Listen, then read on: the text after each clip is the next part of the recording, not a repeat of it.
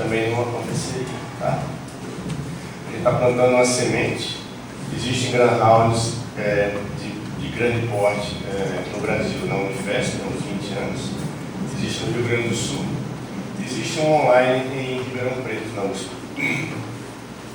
Eu não conheço outros greenhouses no Brasil, não. Fora do Brasil existem vários, tá? Então, a ideia, como eu falei nas boas-vindas da doutora Lúcia, é que a gente possa, numa reunião da universidade, isso aqui é da UFS, tá? Que a gente possa fazer com que haja um senso de divulgação de conhecimento na maior instituição de ensino do Espírito Santo. Okay? Então, a Suzana me perguntou como é que funciona o NARCO, a Liga, enfim. Isso, mandei aqui uma conversa minha com o Fábio, uns 3, 4 anos para cá, que vários alunos às vezes querem ter um pouquinho mais de iniciação científica, enfim. Eu também não sabia como funcionava. E a partir daí, a própria instituição tem algumas pró-reitorias, a pró-reitoria de extensão, como o PROEX, a PRPG, de pós-graduação, e algumas bolsas de estudos para alguns alunos, né?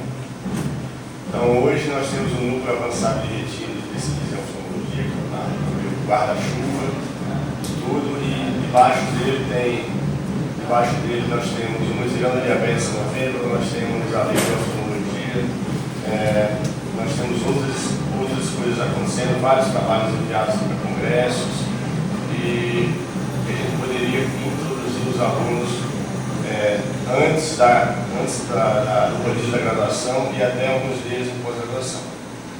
Uma delas é a Letícia, né, que começou do zero e depois conseguiu publicar um caso, conseguiu entrar na residência, quem sabe fazer um mestrado, quem sabe fazer um doutorado.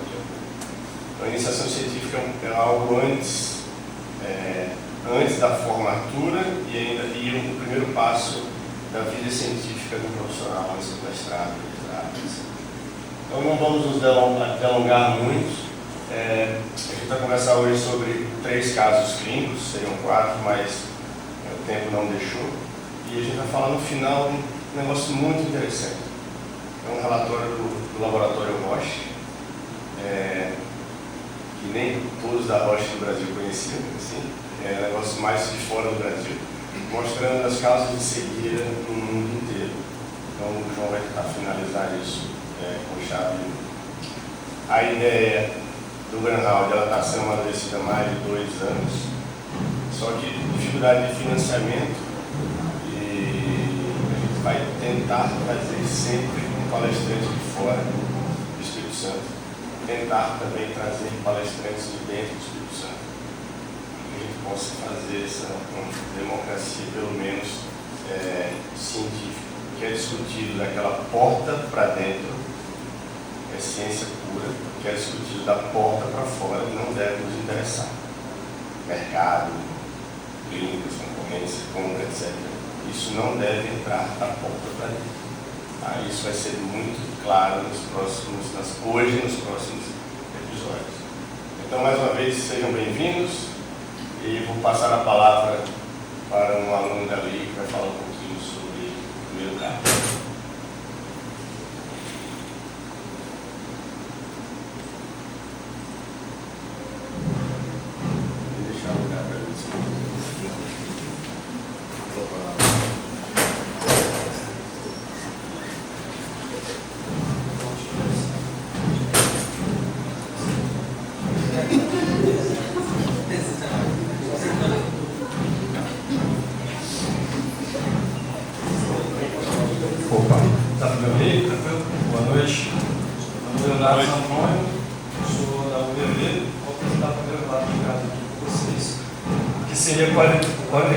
Serosa crônica, mimetizando uma membrana vascular com dobra de coroide no horizontal lateral.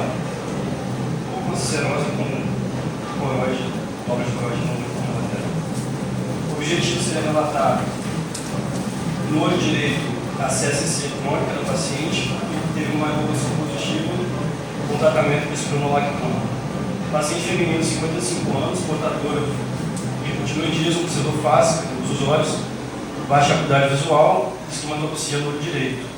A acuidade dela, com correção já na cirurgia, ficou menos 5 no direito, menos 1 no esquerdo, com adição de 2,75. Na GF foi visto um bolsão hiperfluorescente descendo para a carga inferior, e na OCT, líquido subretiniano também peripapilar, na área foveal alargada e atrofia da carga inferior. A OCT confirmou a piora do caso, do descolamento seroso. Diagnosticada a CSC e foi iniciado tratamento com injeção de camilífero de anti-VEGF por 16 meses e depois associado ao tratamento com espironolactona de 25 mg 3 vezes ao dia por 3 meses com relato de melhora da acuidade. Esse aqui é a espessura macular, feito no OCT. Dá para ver aqui na carga inferior de fato tem uma atrofia, fica a 1%, não está na normalidade. Você consegue ver também aqui uma atrofia da fóvea aqui na região em relação à radical. Essa imagem aqui é de comparação dos dois olhos. No olho direito dá para ver o descolamento seroso aqui. A atrofia também da região da fóvea em relação ao olho esquerdo. E na coroide, ao meu ver, aparenta ser um espaçamento de vaso, mas também não sei quais são os lados maiores da camada de Haller da coroide, que é dividida em Haller, Sattler e camada de córeo capilar, e a membrana de Bruch, que seria a membrana limitante interna aqui da basal da coroide. O olho contralateral, não sei se dá para ver direito aqui a dobra na coroide, mas é mais fácil você ver pelo fundo aqui, que essas ranhuras horizontais, sendo que a parte hiperfluorescente corresponde ao pico da dobra e a hiperfluorescente ao VAR. Aqui é do olho direito, só para ficar claro aqui para entender o exame, esses traços aqui, os 4 de cima aqui, equivalem aos traços verdes, e a do meio aqui, essa imagem maior. Aqui na GF, os dois olhos. Dá para ver aqui a hiperfluorescência, o vazamento, descendo aqui. E no olho contralateral, as dobras de coroide, da mesma forma que eu falei, seriam essas ranhuras horizontais, sendo hiperfluorescência o pico e a hiperfluorescência o VAR. Bom, CSC. Você perguntou qual é a primeira imagem que você fez? Ou essa aqui. Isso. Daniel, você entendeu a história? Foi muito confuso, não foi? Legal. Tá, Entendi, mas o que você entende lá também? Você tem uma membrana que é feita com VEGF, você tem uma cerose, você tem uma dobra de coroide. É mais ou menos isso? Essa bagunça de diagnóstico? entendi. Eu assumi a minha coisa, fato. Inicialmente, já foi feito no direito dentro da cirurgia. Pensasse na membrana. É isso? Pensando talvez que eu não encaixonei em vez de Tem mais de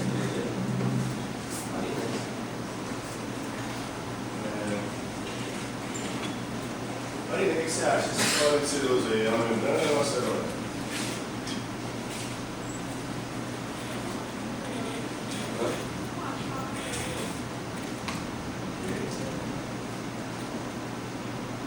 Próximo slide. Agora foi tratar inicialmente com várias injeções, isso, mas não mudou muita coisa. Né? Nada. E aí esse segundo escolamento, tá vendo que aqui embaixo agora? É lá em cima aqui primeiro, né? E aí apareceu depois de um tempo isso aqui embaixo. E aí, só que quando estava aquele diagnóstico lá em cima, peripapilar, é um negócio meio estranho, geralmente você tem cerose peripapilar? Aí, sabe? Guilherme, o que você acha aí? O que professor, tá ok? Então ela foi diagnosticada teoricamente com membrana peripapilar, pode ser. Ela é negra, né? Tem isso, Não tem isso. Mas o que tem provavelmente não está correlato é que ela nega a depressão periódica. Mas volta um pouquinho mais. Primeiro, isso aqui, ó. Essa apresentação com isso aqui por baixo do cenário. Você pensaria talvez em membrana vascular? pressão esclarecida. Continue. Você tinha falado que teve alteração depois da cirurgia, na verdade já tinha apresentação no prontuário da dobra de coroide e também do isolamento. Essa descida aí, aquela diferença de local, eu acho que pode ser explicado pelo sinal gravitacional de carga que vai aproximando.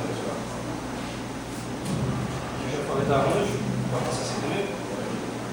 Os conceitos. A CSC é um estudo idiopático, tipicamente esporádico, que dura até 6 meses e é autorresolvível com absorção do líquido, que é um escolamento localizado na retina sensorial da mácula, geralmente unilateral, secundário ao vazamento coricapular. Fatores de risco eles não são muito bem delimitados, só que os livros trazem os artigos também vários fatores envolvidos no estresse, estresse tanto metabólico quanto psicológico. Você olha que tem a administração de esteroides, principalmente se a administração de esteroides sistêmicos, que tem um áudio bem alto, se você for olhar depois do estudo epidemiológico, para poder apresentar se o paciente tiver em uso. Síndrome de Cushing, infecção por H. pylori, gravidez, estresse psicológico, síndrome de apneia e personalidade tipo A.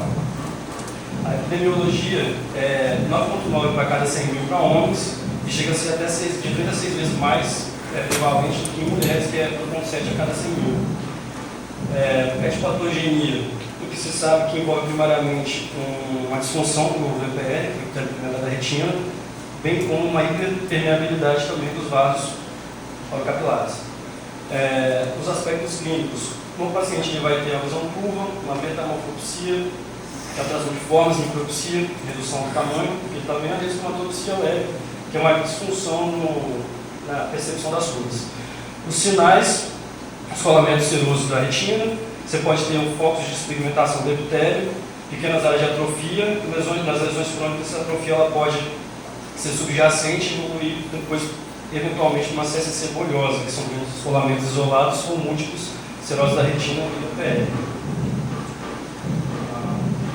Esse aqui é um estudo epidemiológico que eu peguei, acho que da década de 90, pegou 544 pacientes de uma clínica lá de São Paulo, o professor Suel Alexandre, salvo engano ele é professor adjunto da USP, que o resultado foi que, de fato, é muito mais prevalente em homens, entre 31 a 60 anos de idade, uma prevalência relativa em mulheres de 41 a 60 anos, bilateralidade é bem reduzido, 12% dos casos, e questão do olho direito ou esquerdo ficou bem impactado a porcentagem.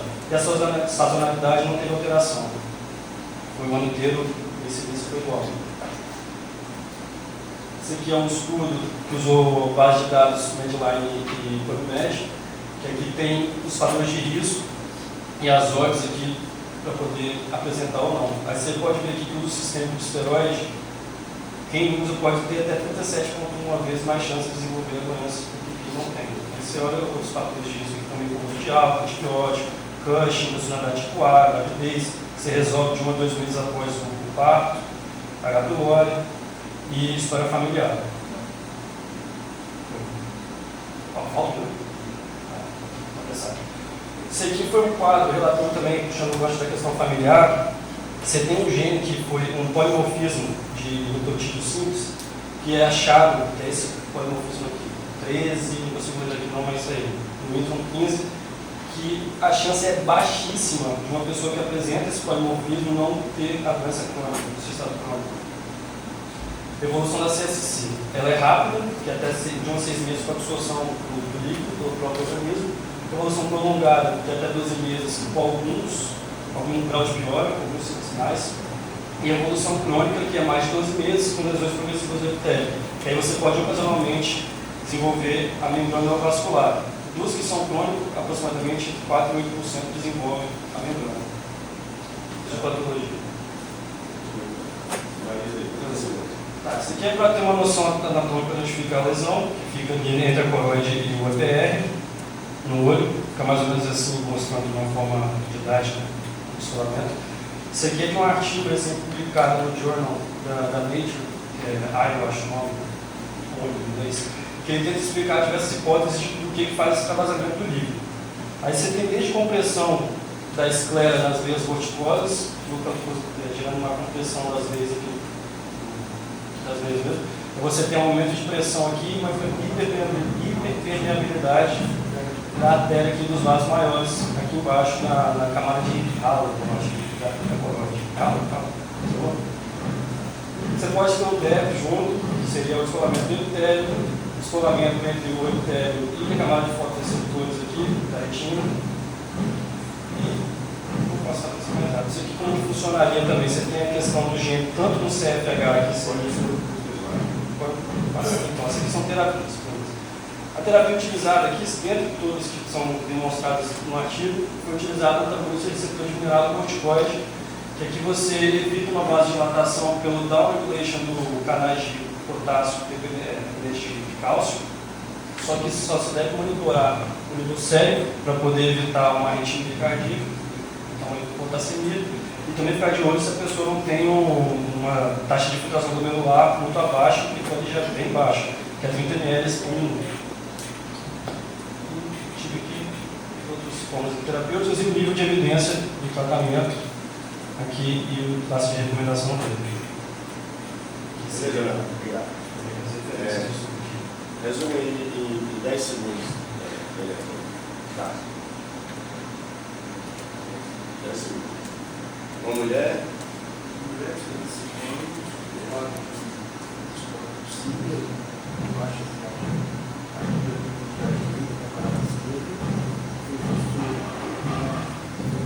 suave muito seroso, no segmento com criação dos mais inferior, além de dobra de corte.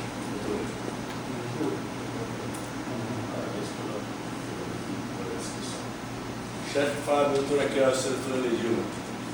Eles começaram com um caso mais espinhoso, entendeu? Esse caso é fácil de resolver. Vocês têm algum pedido, alguma sugestão? Qual o caminho a seguir? Pode, claro.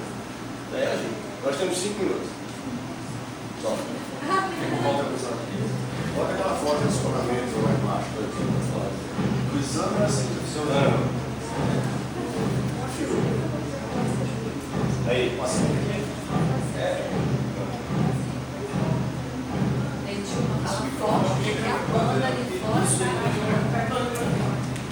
Acho que não vai chegar. Vamos lá.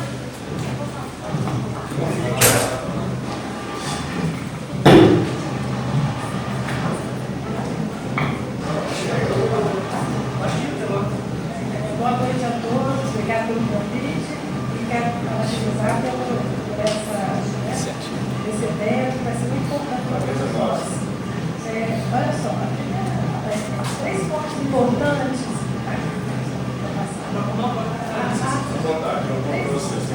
Três pontos, eu achei três pontos importantes dessas imagens que me chamaram a atenção, tá? Primeiro, a questão do fluido se encontrar pele disco, pele capilar. E o segundo ponto aí, eu não sei se eu estou vendo muito, ou se é um artefato, mas eu acho que o vidro ali, eu não sei se ele está condensado, se tem células, acho que não. Parece ser um artefato ali, do lado de cá. Isso. Ele está, parece que está meio, não sei se é uma impressão minha, mas depois eu vou dizer por quê. E o terceiro ponto é do olho contralateral apresentar essas estrias lineares. São estrias, que são, na verdade, são ondulações, tá? da coroide, da parte interna da coroide capilar e do EPR, da membrana de Bru, e da camada provavelmente sensorial, a externa. Então, o que significa isso? Significa as dobras de coroide, como nós vimos, né? Eu pensaria, a minha primeira hipótese diagnóstica é a síndrome da parquicoroide pele disco. Por que eu pensaria nisso? Por todas essas evidências, tá? Outro motivo, o paciente tem uma celulose crônica, não é aquela celulose inicial aguda, autolimitada, que melhora tirando o corticoide, eu não sei se ela usou também, a gente não sabe, né? E aí, nesse caso, eu afastaria causas...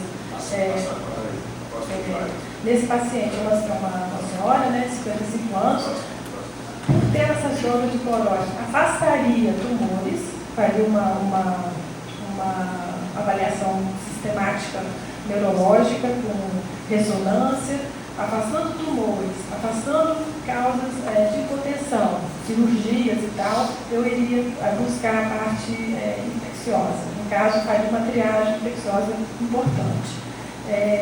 No slide do OCT, eu vi umas irregularidades ali do EPR, que pode ser pelo EPR lavado, né, no caso, por causa do filamento seroso, ou epitelite, eu não sei. Então, eu investigaria, eu pediria sífilis primeiro, com diagnóstico inicial, tuberculose também, porque dá tudo. A gente pensa que é só coroidite, multifocal, não, a tuberculose ela pode se manifestar de outras formas.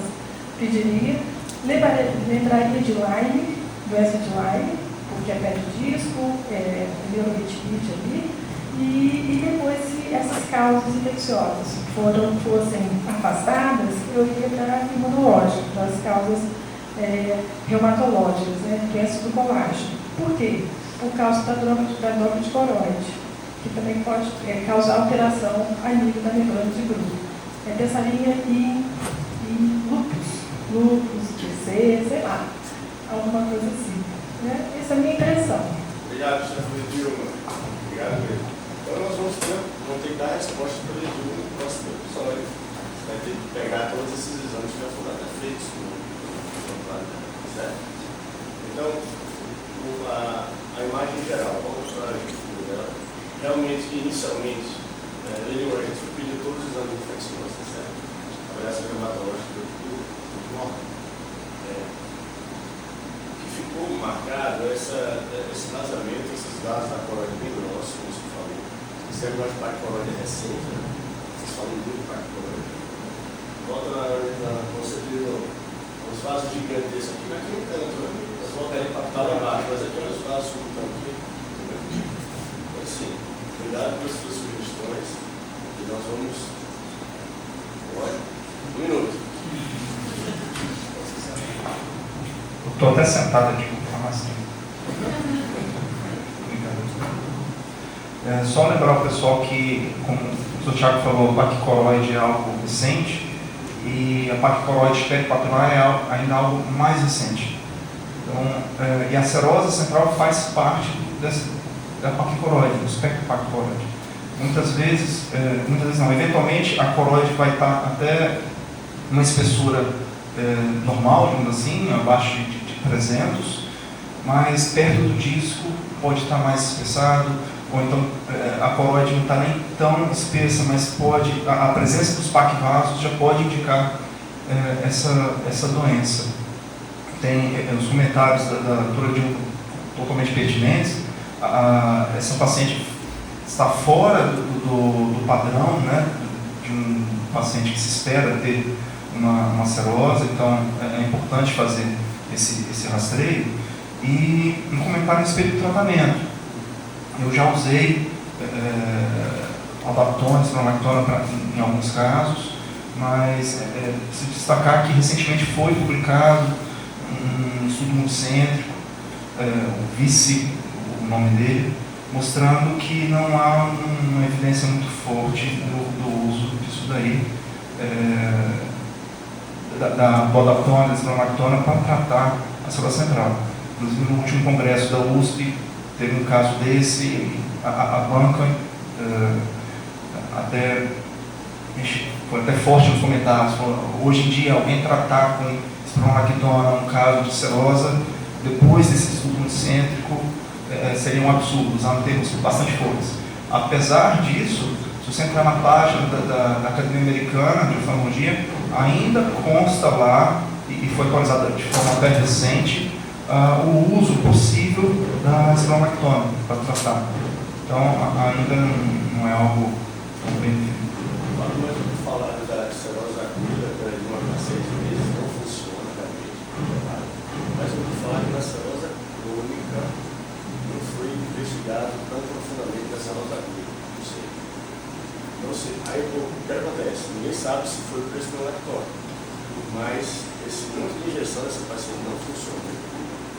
E hoje ela foi no consultório semana passada, possui um tratamento desse descolamento de retina. Então, corroborando talvez, não o tratamento em si, mas corroborando talvez que o diagnóstico possa ser mais para paquilados, peripapilar, do que qualquer outra doença. Cirrose, cirurgia de cirrose em mulher é muito raro, cirrose central aqui em mulher. Esse padrão, bota na regular, isso é um padrão de cirrose. O padrão de epitelite, como a Thalene falou, múltiplos vazamentos, inflamação que é subir porque é aquele ponto que abre na PR e passa na cirrose. Então, eu acho que esse cara vai trazer ainda novos desdobramentos para a gente. Esse negócio desse esquivo aqui, com essa bola de colônia, será que a parte colônia justifica também? Segundo, me chamou a atenção também aqui que seja mesmo uma compatível espectro da bacterose, né? E eu acredito que é por aumento da pressão de retorno venoso, das monticolas estarem mais dilatadas, podendo ver esse manejo, podendo ver essa congestão vascular que estaria implicada na fisiologia da bacterose, de forma geral. Mas me tira uma dúvida. Se a gente botar a bactônica, a mulher vai fazer um monte de xixi e vai diminuir a pressão venosa. Não, tirando o efeito mineral do corticóide, tem bloqueio que não funciona, mas seca no sangue da resistência que pode ter mais estimulante. Sim, você está falando de retorno venoso. Diferente, assim, né? Mas assim, hoje, realmente eu também tenho acompanhado assim, isso e a minha prática mudou. Há alguns anos atrás, 4 anos atrás, a gente chegou a passar o mineral corticóide todo mundo, mas ultimamente a gente não passa muito não. Já comprou é conceber, tem história natural, mas na grande maioria dos casos é favorável, né? E aí você, caso não esteja respondendo, depois dos 3 meses, eu penso em de glucose, que é algo que tem mais disponibilidade, que tem baixo índice de complicação, né? E aí, caso não funcione, eu pensaria mais primeiro que é propedêutico, para hipoglicemia e tal, e aí se não tivesse PDT, algo assim. Tratamento dessas bactérias. É isso, assim. Nada funciona direito, né? Mas aí funcionou. Foi xixi. Ela falou de emagrecer 2 quilos. Doutor, emagreci 2 quilos, estou mais esbelto, todo mundo está perguntando o que é que eu fiz. A minha opinião em relação ao Dactone é que você trata aquele tempo ali, mas na verdade é o processo resolutivo da própria doença aguda. Então, a doença resolutiva, então acho que o Dactone entra mais nesse critério aí, de que se você fizer ou não fizer, vai dar a mesma coisa. E em relação àquela anjo lá, eu achei mais com um padrão crônico mesmo, até de uma mobilização de EPR. Eu não sei qual é o tempo que estava aquela anjo lá, fase dela. Se era uma fase mais inicial, mais tardia. Eu acho que era depois que Não, eu começou 10 segundos, Acho que seria interessante a gente colocar para a gente ter uma ideia se pode ser um defeito de EPR ou se pode ser algum vazamento mais tardio, que vai ser a característica da cirrose central. Já na fase mais crônica você vai ter aquela cauda de cometa que tende a escorrer mais para a retina inferior. alto fluido também, né? Mas assim, não tem como, o diagnóstico hoje com a CT, a anjo, na minha opinião, ficou mais fácil. Obrigado, Léo. Léo é aluno de qual ano também da medicina?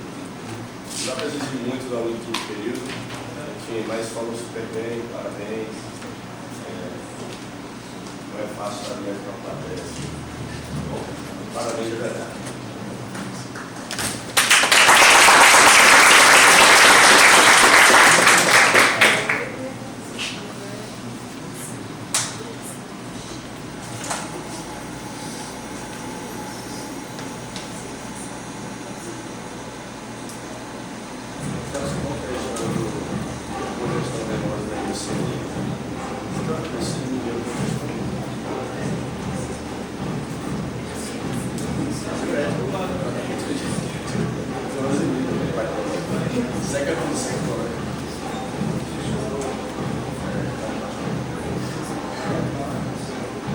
Isso foi um grande meu jogo naquela série.